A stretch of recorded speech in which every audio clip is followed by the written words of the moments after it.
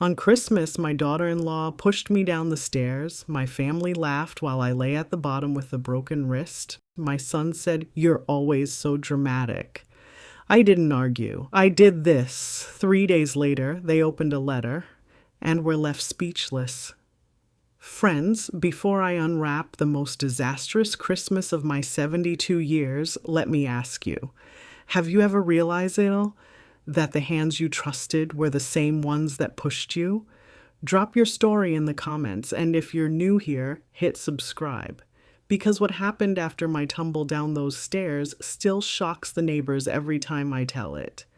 Christmas morning should smell like cinnamon rolls. And cedar, not antiseptic and splintered pride, but that scent swap began the moment my daughter-in-law Savannah, dressed head to toe in holiday red, brushed past me at the top of my own staircase. "Move," she hissed, balancing a tray of mimosas. The banister cut into my hip as I sidestepped. Our house was full. My son Marcus, the grandkids, Savannah's cousins who'd flown in unannounced. I'd spent 2 days roasting turkey, glazing ham, polishing the family silver, all while Savannah snapped orders like a drill sergeant in glitter heels. 1 step backward. 2. My heel snagged the throw rug I'd warned Marcus to tack down. Savannah's shoulder clipped mine, light but intentional. Gravity gasped, grip broke, and I pitched forward. Hardwood blurred, black, green, gold, Christmas lights spinning like frantic comets. Pain detonated in my wrist as bone met oak. Laughter erupted above. Anastasia, Savannah's sister, clapped like she'd witnessed slapstick. Savannah's cousin Malik actually recorded on his phone. As I lay curled against the bottom post, wrists swelling grotesque beneath my velvet sleeve, Marcus appeared at the landing, mug of eggnog in hand. "Mama, you always so dramatic," he called, not even descending. "Savannah barely touched you." Blood roared in my ears, drowning carols from the living room. I could have screamed, thrown accusations, demanded ambulance sirens drown their ridicule. Instead, I inhaled, letting pain clarify reality. These people weren't family today. They were spectators at a cruelty show. I rose, slow, steady, cradling the shattered wrist. "Merry Christmas," I whispered to no one listening, then hobbled to the kitchen for ice. Savannah breezed by later, unfazed. "We still eating at 2, she said, not bothering to look at the grotesque purple bloom beneath my skin. I didn't correct her. I didn't tell anyone I'd heard the unmistakable pop of bone cracking. I simply packed every receipt from 15 years of generosity into my purse. Mortgage supplements, utility payments, tuition loans. All the invisible threads I'd knotted to keep Marcus's household from unraveling, threads they'd never even noticed. That night, while they dozed off sticky with sweet potato pie and Prosecco, I sat at my desk in the upstairs study. Splinting my wrist with a ruler and duct tape, I drafted a letter. Not angry, not spiteful, just factual. Effective immediately, I would no longer cover their mortgage. The deed to the house, still in my name for credit purposes, would transfer to a charitable trust unless they bought it outright in 30 days. The college savings account I'd established for the grandkids would move to 529 years, requiring monthly documentation of attendance and grades. Misuse would forfeit funds to scholarship charities. At the bottom, I added a postscript in red ink. Grace is free, but it isn't infinite. I notarized the pages online at 2 a.m., print 3 copies, and sealed them in an envelope marked "Open Together." Morning light found me at urgent care, casted in plaster and indignation. I told the nurse I slipped carrying ornaments. No need for police or paperwork. By afternoon, I'd mail the envelope via courier scheduled for delivery exactly 3 days after Christmas. Savannah liked drama? I'd give her a silent matinee. Back home, I played gracious host through New Year's Eve, my cast hidden beneath long cardigans. Savannah pranced about snapping selfies beside my 12-foot tree, hashtagging family goals. Marcus never once noticed the mortgage payment draft missing from his account January 1st. He was too busy planning a ski trip with the Christmas bonus he'd earned at the dealership. Bonus he'd have missed if my checks hadn't kept their lights on all year. I packed away ornaments with one functional hand. Each glass angel a witness to patience under siege. Then I waited, sipping chamomile, letting the future spool out like ribbon. Because sometimes a grandmother's silence isn't surrender. It's the slow crank of a lever labeled consequences. And when that envelope landed on their doorstep 3 days later, the sound of jaws hitting hardwood could have echoed clear to Bethlehem. Stay with me, friends. You'll see what happened when my son and Savannah ripped open that letter, how creditors started circling, and why the people who laughed at my broken wrist ended up begging for a place to sleep. The courier delivered my envelope at 10:03 a.m. on the third day, exactly as scheduled. Savannah must have signed for it. I watched from my upstairs window while she strutted across the porch in satin pajamas, hair piled like a defiant crown. She barely glanced at the label before tossing the envelope onto the front hall console, where glittery ribbon and empty gift bags still littered the table. I made another cup of tea and waited. It took 2 hours for curiosity to nibble hard enough. I heard Marcus call from the foyer, "Babe, what's this?" Silence, then the sound of the adhesive ripping. A beat, then Savannah's voice, tight as piano wire. "This has to be a joke." Another beat, footsteps, thundered toward the kitchen where I sat with my cast propped on a pillow and my best pleasant surprise face ready. Marcus waved the letter, eyes wide. "Mom, you're transferring the house to a charity?" I sipped calmly. "Unless you purchase it at fair market value in 30 days, yes." Savannah's lips twisted. "We can't just come up with 400 grand by February."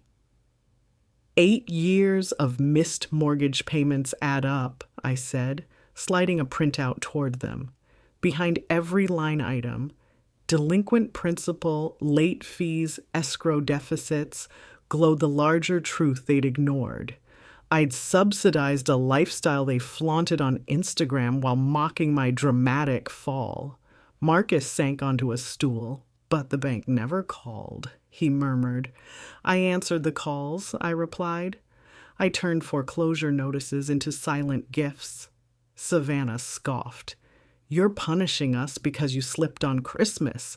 I raised my cast. "Savannah, your push fractured my wrist, but this?" I tapped the paper. "This is about fractures you can't x-ray. Respect, gratitude, honesty." She opened her mouth to retort, but the ring of Marcus's cell sliced the moment. He answered, muttered, then went gray. "Our credit card auto-pay bounced," he whispered after hanging up. "They froze the account."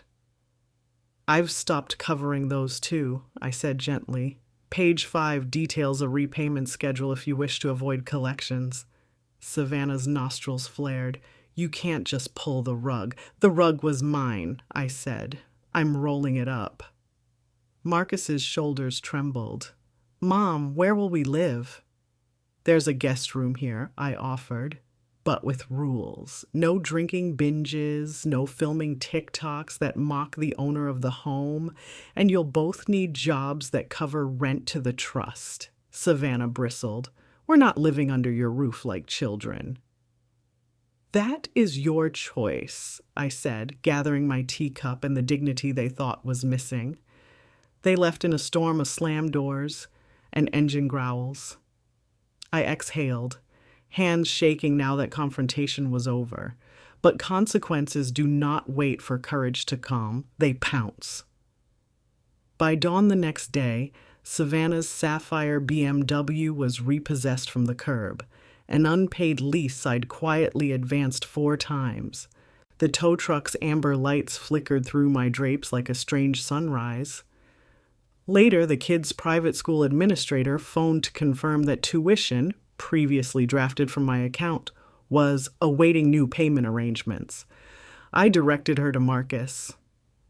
3 days after the envelope, a sheriff's deputy taped a foreclosure notice to Marcus's door. The 30-day clock had begun. Savannah stormed up my porch, mascara streaking. "You're tearing this family apart," she cried. "Families don't break on truth," I said, "only on lies exposed to daylight." Marcus arrived that evening alone, eyes hollow. "We need help," he admitted. "I start Uber tomorrow."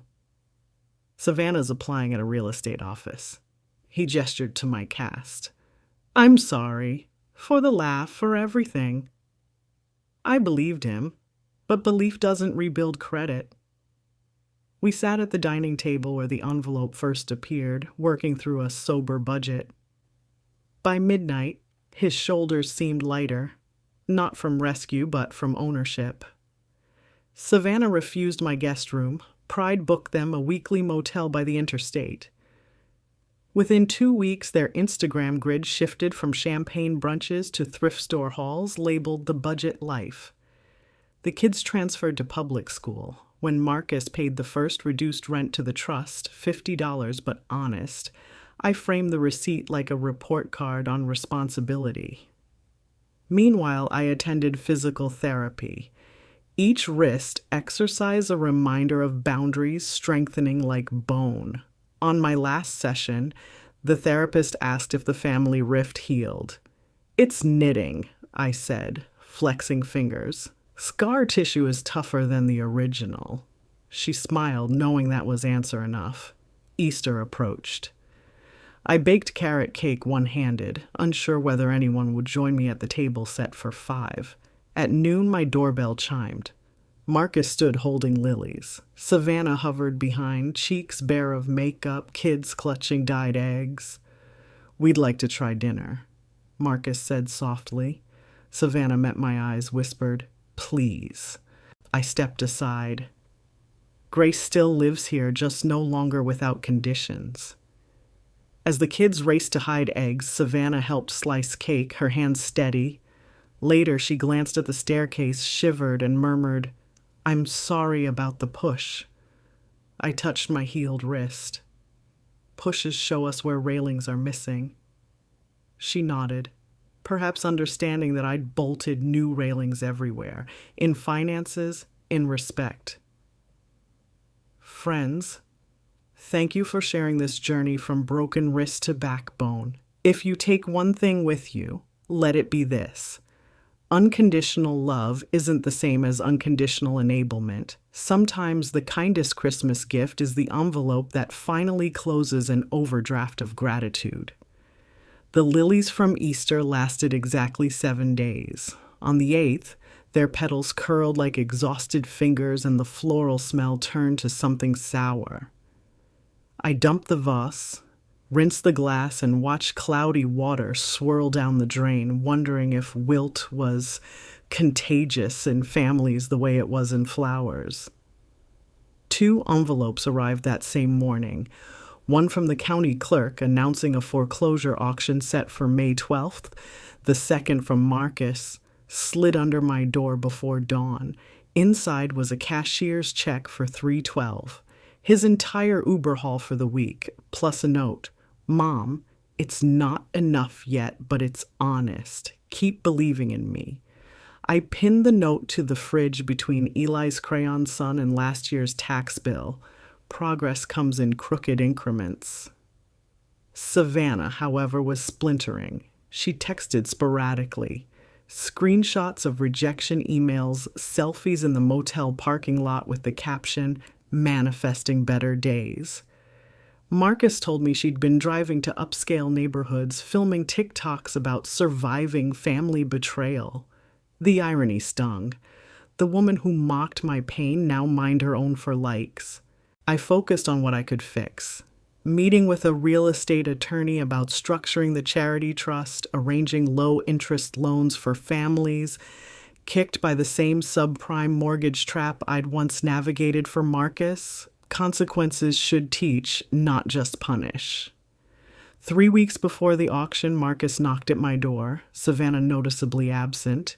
He looked thinner, shadows camping beneath his eyes.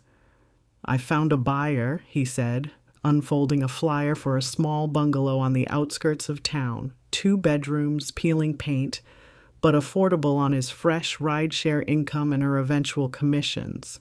"We want to downsize, rebuild credit, start over." Pride flickered despite exhaustion. I explained the math.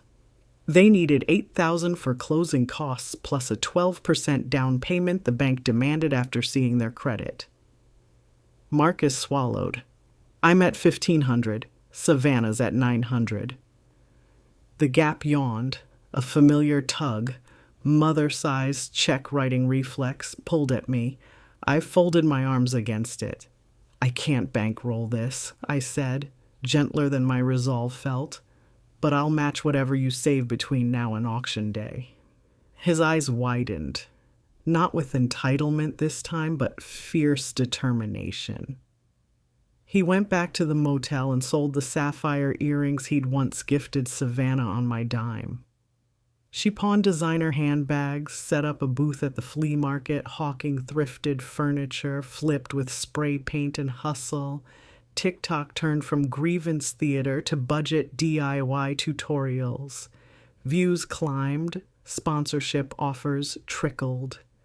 For the first time, her feed reflected sweat instead of sarcasm. Meanwhile, I followed doctor's orders, wrist stretches, squeezing therapy clay, even though each flex reminded me how bones remember betrayal. At night, I journaled, "Grace bailout. Grace, matching effort."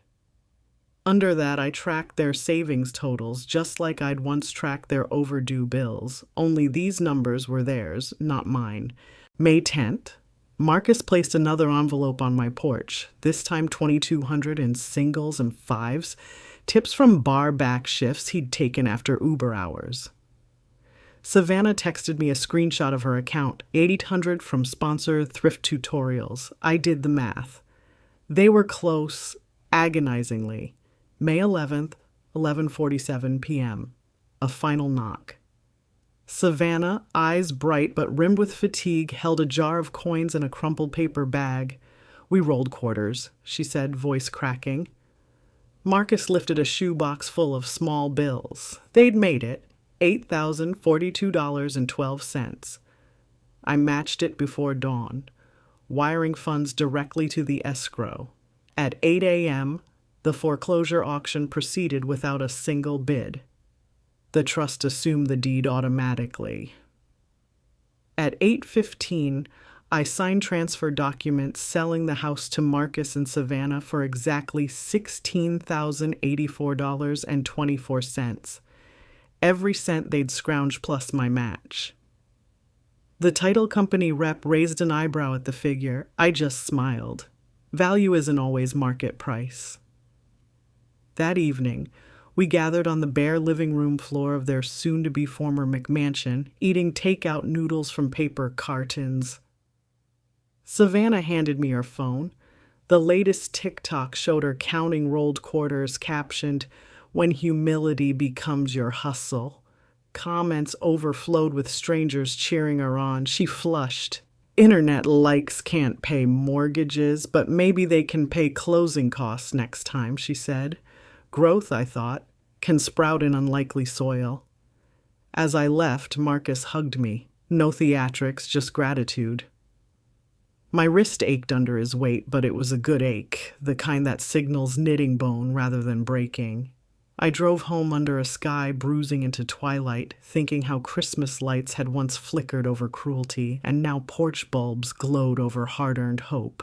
Yet a message waited on my voicemail. Savannah's estranged mother claiming Savannah owed her $5,000 from an old personal loan, and threatening small claims court that could torpedo the still fragile credit approval. Savannah's mother, Lorraine, left her voicemail in a tone that could curdle eggnog. Your daughter owes me $5,000 plus interest. I see she's parading new virtue online. Let's see how long that lasts in small claims court. The threat hit harder than any collection letter. Savannah's still fragile mortgage pre-approval would shatter at the first public filing. I called Savannah before the sun rose. She answered groggy, baby crying in the background. When I played the voicemail on speaker, she went silent, then whispered, I borrowed from Mom after Josh lost his job, promised to pay her once we sold the house, then I forgot. She didn't forget, I thought. She buried it like every other overdue bill. Marcus joined the call. We've got a day or two before Lorraine files, he said. Closing is scheduled in 8 days. If that suit lands, the bank will yank our approval faster than you can blink. Savannah's voice cracked. Should we ask your mom to cover it? She said she'd match effort. My pulse ticked. Matching honest hustle is one thing. Bailing out ghosts of old recklessness is another. I told them to meet me at the motel lobby with every scrap of proof. Loan text messages, payment history, Lorraine's bank details. While they gathered papers, I opened Savannah's TikTok feed. Overnight, her quarter-rolling video had blown past 100,000 views. Among comments, one from Odette Free, Dan caught my eye.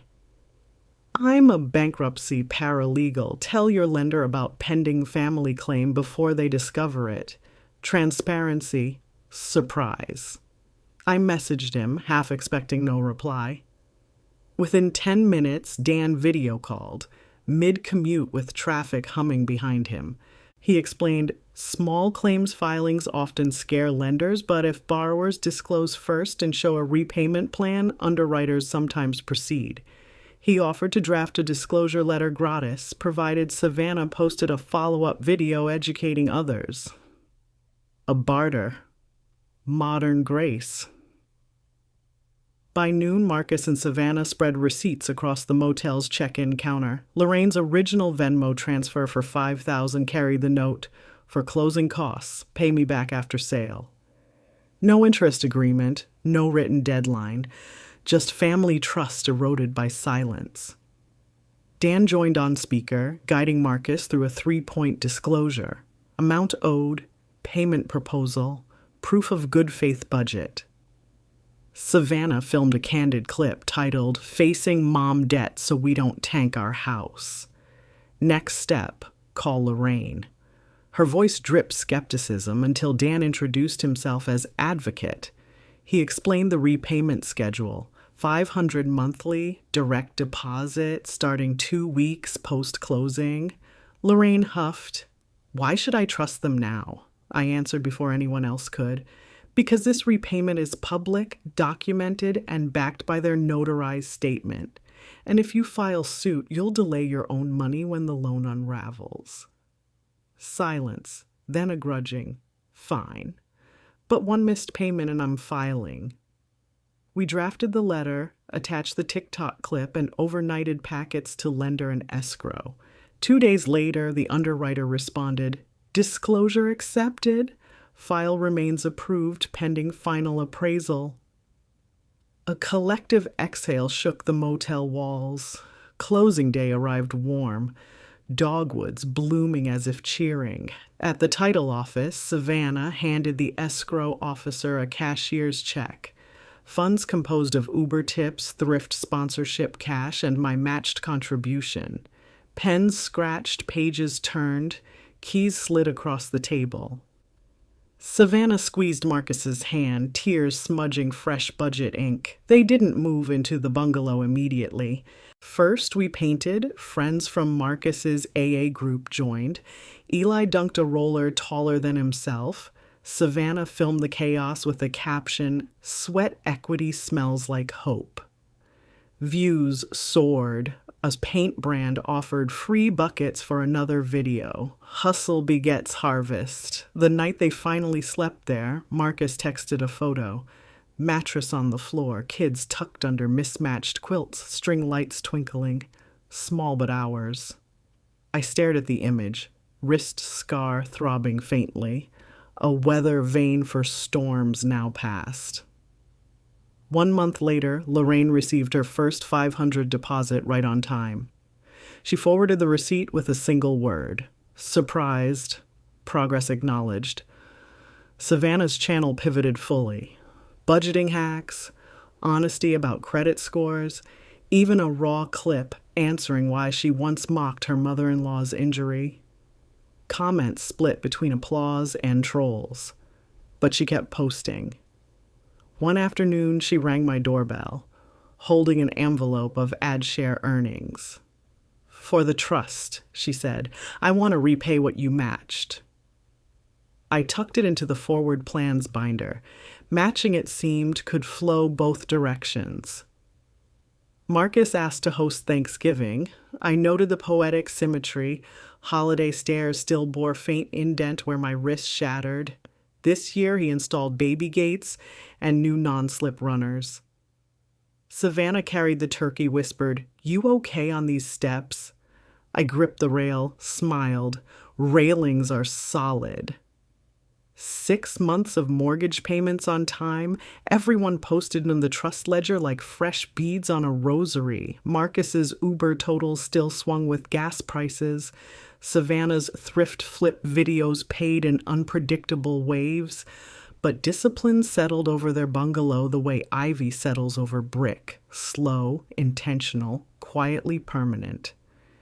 In July, a regional news station ran a feel-good segment on budget influencers, turning debt into dollars, spotlighting Savannah's account. The reporter filmed her sanding an old dresser in the driveway, kids chasing bubbles in the background. Savannah wore safety goggles and a genuine smile. She credited an unexpected mentor and gave the camera a side hug that included me. My wrist twinged at the memory of that Christmas staircase, yet pride warmed the ache. Views exploded. Brands emailed. A hardware company offered sponsorship for a 10-part DIY series. Money that could erase Lorraine's debt before Christmas. Savannah drafted contracts with a lawyer friend from church instead of clicking accept out of desperation. Boundary muscle finally exercised. Not everyone cheered. Anonymous trolls dredged up her mockery video, stitching it with clips of my fall pulled from Malik's old phone. From pushing grandma to pushing paint, anything for clout. One caption sneered. Savannah cried behind closed doors, but posted anyway, this time adding a raw confession. I hurt the woman who kept us afloat. I won't delete the past, only build better on it.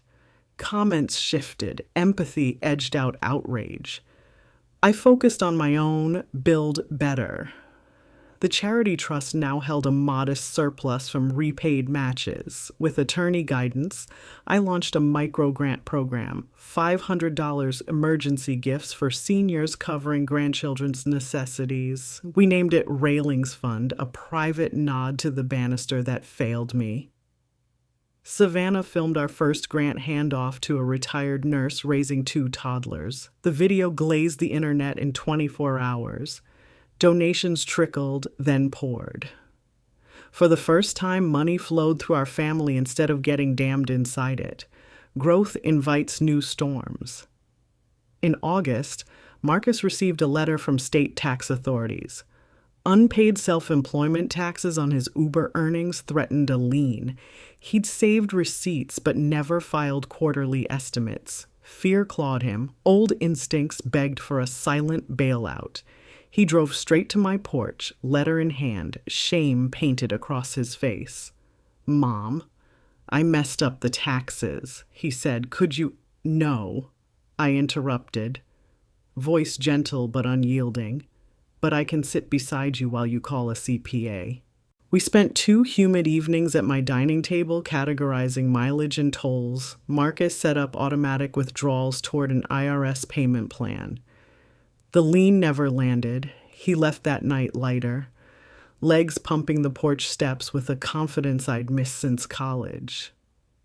Savannah's sponsorship series launched in September, 10 clips of sandpaper dust swirling like confetti, each ending with a tagline: Transform, don't toss. Hardware sales spiked. The brand wired her a bonus. She walked it straight to Lorraine, recording a single take apology handshake. Lorraine, to everyone's surprise, hugged her daughter, muttering, "About time." TikTok wept. October brought my yearly checkup. The x-ray showed bone density ahead of expectation. "You healed strong," the doctor said, flexing my wrist. I smiled, thinking bones weren't the only thing. That evening, Marcus installed motion sensor lights along their bungalow's tiny porch stairs, his quiet amendment to Christmas past, Thanksgiving. Planning rolled around again. Marcus hosted, determined to rewrite holiday memory. The bungalow's kitchen overflowed with thrifted casserole dishes. Savannah directed a fleet of aunties slicing sweet potatoes. I arrived with cranberry relish and the courage stone in my pocket. Eli had insisted I keep it until every stair feels safe. During dinner, Marcus stood, tapping his glass. Silence fell. Even the toddlers paused mid-roll. "Last year, Mom walked out of her own birthday," he began. Savannah slid her hand over his. "This year, she walked with us through audits, debts, lessons." He lifted a small gift bag toward me. Inside lay a brass banister finial engraved, "Grace with Boundaries." I traced the letters, warmth flooding my chest. Savannah rose. "We know one toast can wound," she said, voice steady. "Tonight a toast to heal, to the woman who taught us railings keep people up, not in." Glasses clinked, soft and sure. I lifted my water.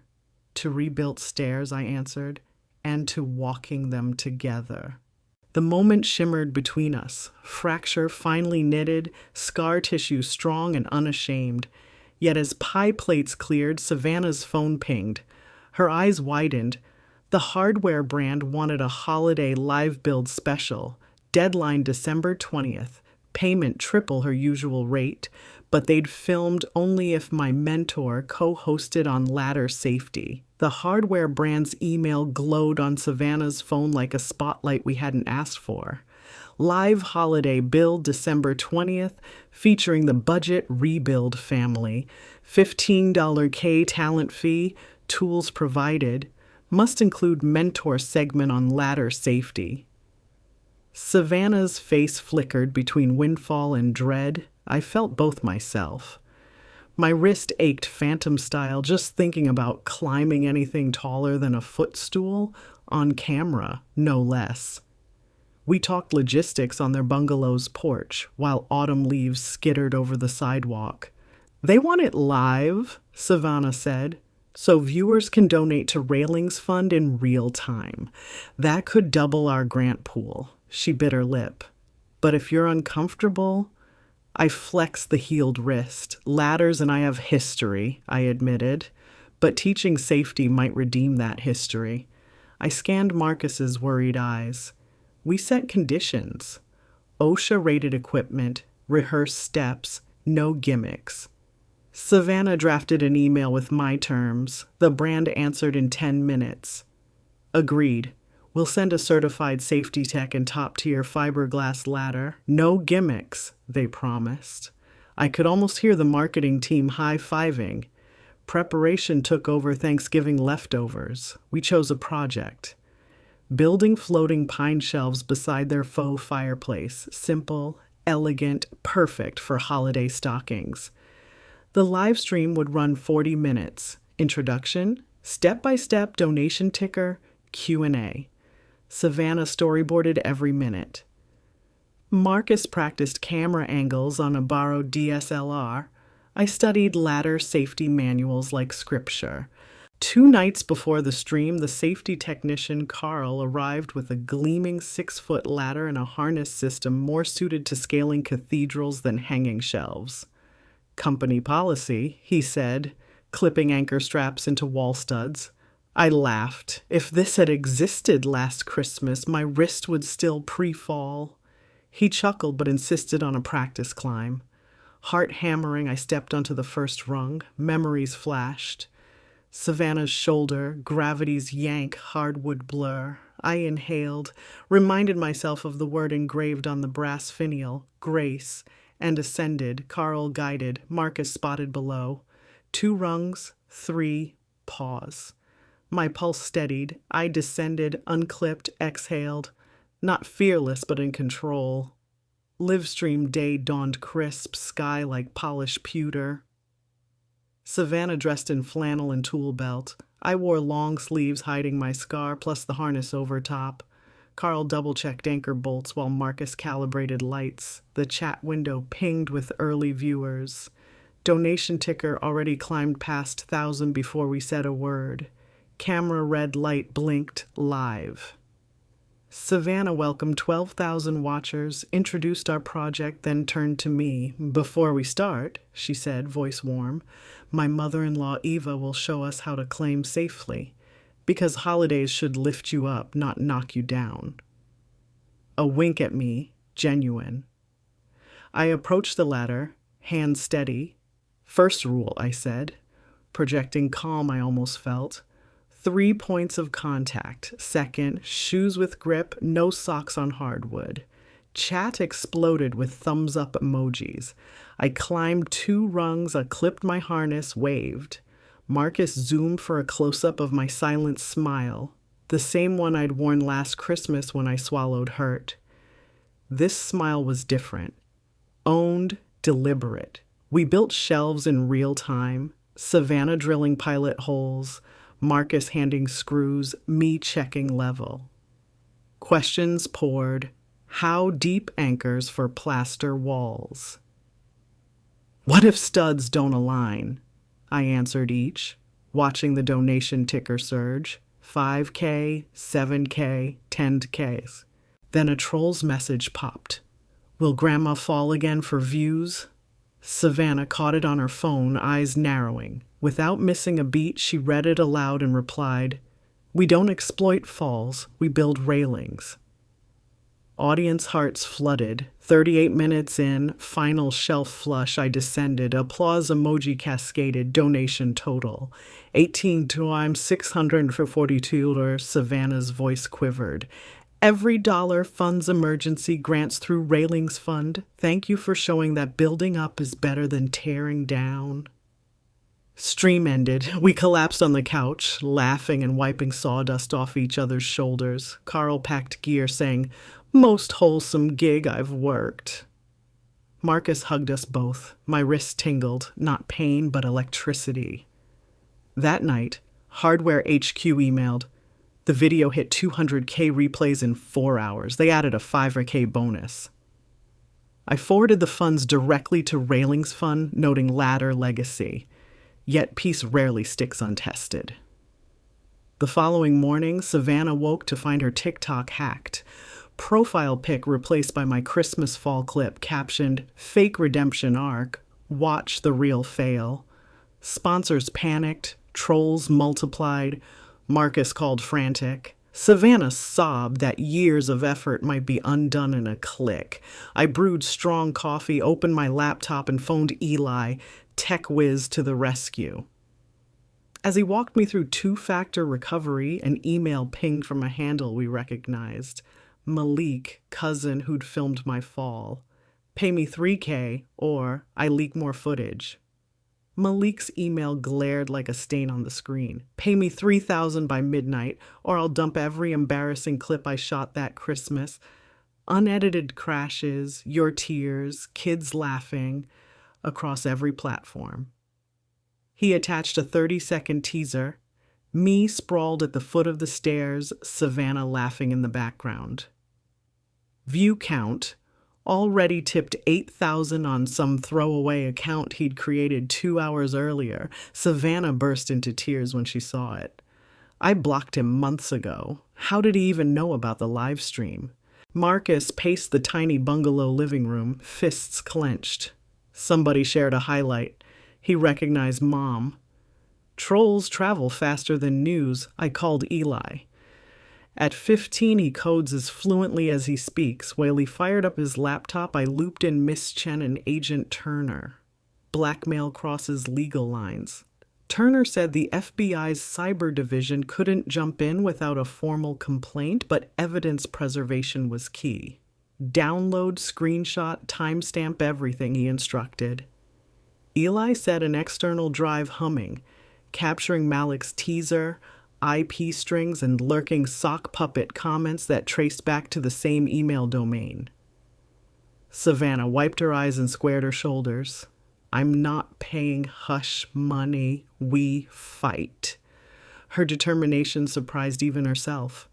Marcus dialed Malik on speaker. He picked up with smug cheer. Ready to wire that thank you gift? Marcus kept voice level. Take down the video, Malik. We have the recording of you laughing at an injured woman. Extortion's a felony. Malik snorted. Please. By the time any cop knocks, the footage will be everywhere. Pay or watch your budget brand crash. Eli messaged me privately. Found his primary TikTok. K followers. If we flag it with community guidelines, harassment, and non-consensual content, TikTok usually suspends. He also spotted Malik's email registered to a dormant Dropbox full of what looked like party videos. Eli cloned the directory for evidence, sent links to Miss Chen. We needed time. An idea sparked. Malik loves attention, I whispered to Savannah. Let's redirect the spotlight. She nodded, wiped mascara streaks. Within an hour, she'd filmed a raw phone camera confession. Yes, the fall happened. Yes, my cousin is trying to blackmail us with it. Here's the unedited clip, and here's what we've learned since. She spliced in a side-by-side, original Christmas mockery next to ladder safety livestream. Caption: From cruelty to care, receipts of growth. Blackmail won't rewrite our change. She posted on every platform before Malik could leak his exclusive. Comments exploded, some cruel, most supportive. The donation link for Railings Fund ticked up another 2,000 within hours. Malik's extortion leverage evaporated. He ranted in stories, calling us frauds. Internet sleuths dug his old posts. Tasteless jokes, unpaid rent rants, even a screenshot of him pocketing souvenirs from an Airbnb. Public sympathy swung hard our way. Still, we prepared legal grenades. Ms. Chen drafted a cease and desist citing extortion and unlawful distribution of private medical moment.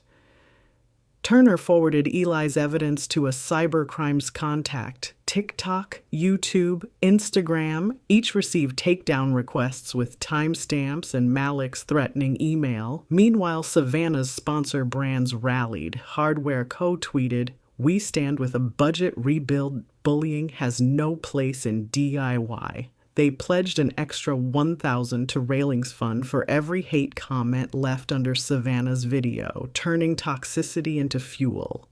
Trolls tried, but generosity outpaced them 10-1. 3 days into the firestorm, TikTok terminated Malik's account. YouTube followed. PayPal froze his funds for risk review. The sheriff in Malik's county called Marcus. An investigation had opened. Malik's final email read, "Hope you're happy ruining family." Irony dripping. Then silence. Damage contained, we exhaled. Savannah scheduled a live Q&A about digital safety, highlighting Eli's tips. Two-factor authentication, trusted circle logins, evidence archiving. Eli beamed on camera, explaining IP tracking in plain language. Donations surged again, enough to fund Railings grants through spring. A week later, Lorraine mailed a card. Inside, "Proud of the way you faced ugliness head-on, debt forgiven, use the extra to secure the kids' futures." Savannah held the note like fragile glass, tears rolling, this time from relief. Thanksgiving lights still twinkled under the bungalow's eaves when a courier delivered a box from Hardware Co., a gold-plated mini ladder engraved, "Build Others Up." The card read, Thank you for turning fear into education.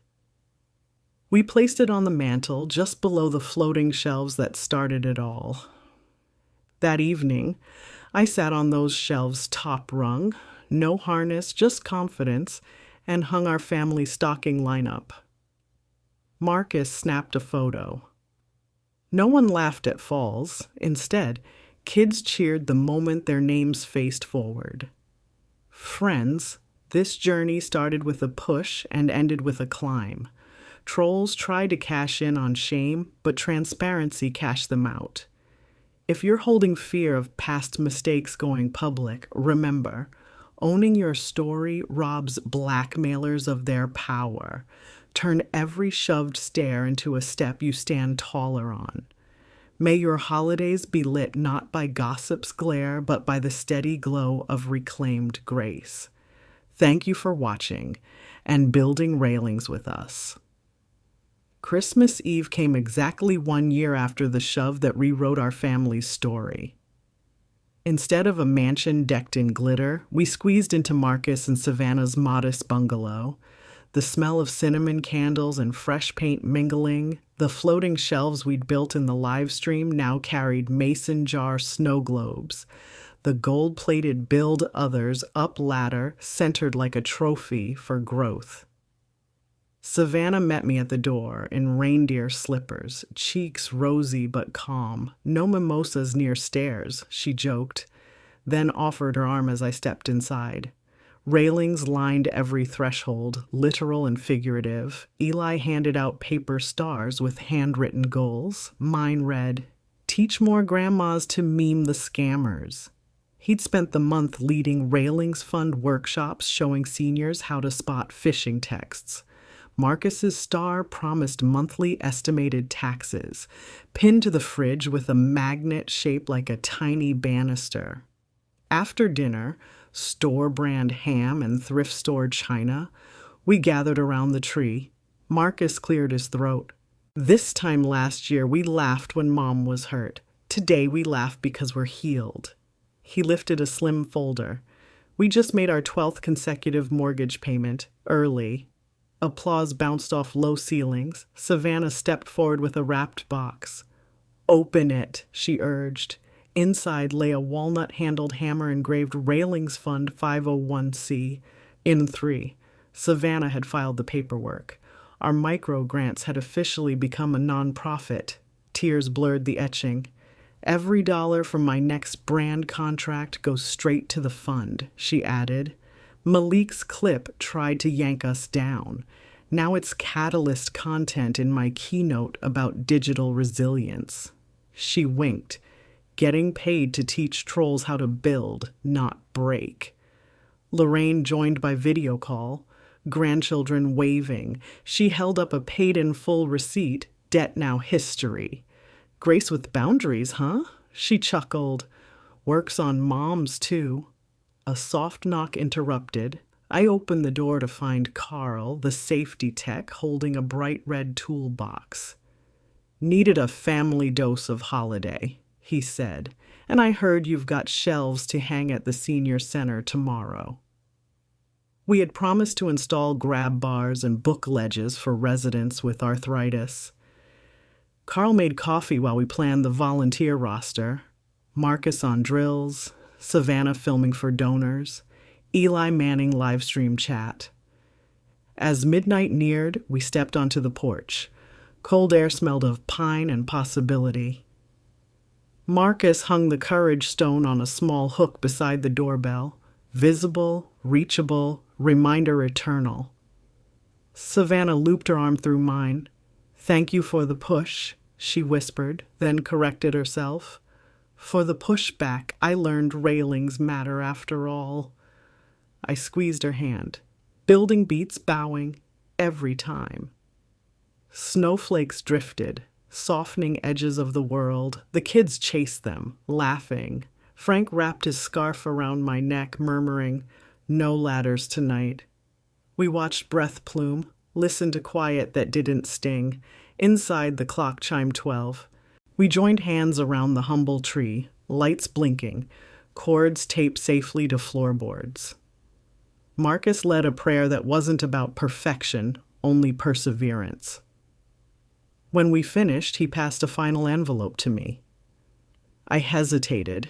Envelopes had started trouble, but this one contained a single Polaroid, Savannah and Marcus holding budget planner notebooks like medals, smiling without fear. On the back, Eli's handwriting, "Railings completed, climb on." A year ago, I'd walked out on forced merriment with a shattered wrist.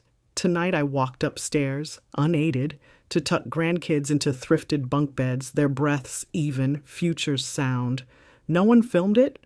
No one needed to. Some victories glow best off camera. I turned off the hall light, the walnut hammer's silhouette visible on the mantel. It struck me that tools like love aren't meant for display. They're meant for work. We'd keep doing long after trolls found new bridges to lurk under, long after donation tickers scrolled past. Work of checking in, of quarterly tax filings, of phone calls that start with, "How are your boundaries holding?" Because grace, I had learned, isn't a single stunning act. It's a daily sanding of rough edges, a matching of effort, a rail sturdy enough for the next climber's uncertain foot. So here's my last toast of the night, friends, shared with you the way Savannah once shared a very different speech. To every staircase we feared, to every ladder we learned to secure, and to the railings we keep building, one honest plank at a time.